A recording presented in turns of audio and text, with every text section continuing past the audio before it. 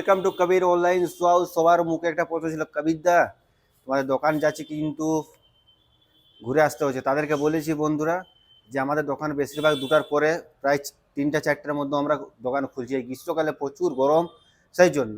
তো আমাদের এক বন্ধু আমাদেরকে ফোন করেছিল, তো আমি ছুটে এসেছি।